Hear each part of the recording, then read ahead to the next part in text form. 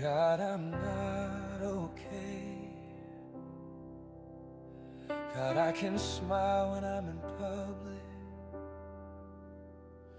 but I cry when I'm alone. I tell the world I'm strong, but inside You don't want to cry before everybody. Sometimes they hide their tears actually. It is important and vital that as they too may be silently breaking, we must offer them a listening ear, a shoulder to cry on. Even simple acts like sitting in silence with someone who's been hurting can just give them some relief.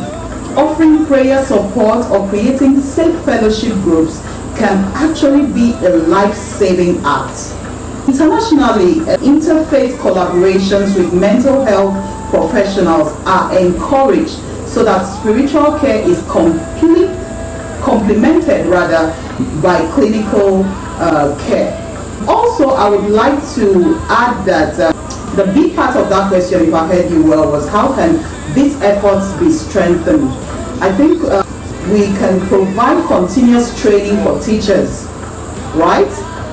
We can provide continuous training for teachers, training and retraining of teachers along these lines. Managers, faith-based leaders in mental health first aid, because usually it is believed that mental health, once you hear mental health, the myth behind mental health is deranged and all of that, but that's not true, because WHO says that 1 in 8 persons across the globe is going through a mental disorder, which ranges of course from anxiety, schizophrenia. A supportive workplace can reduce the stressors that triggers suicidal thoughts. This includes offering confidential counseling services, flexible leave for mental health, because some workplaces insist on employees not taking a day off even when they are visibly stressed.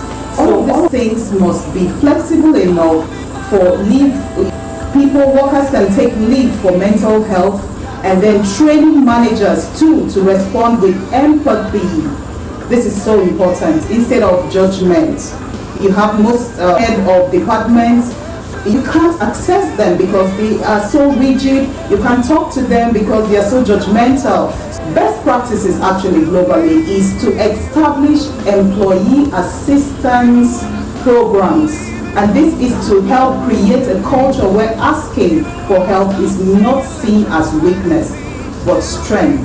And also big organizations, I say, are very, very crucial in the scheme of things, because religious and spiritual communities are often the first point of comfort for people in distress. In fact, when people are in distress, for instance, they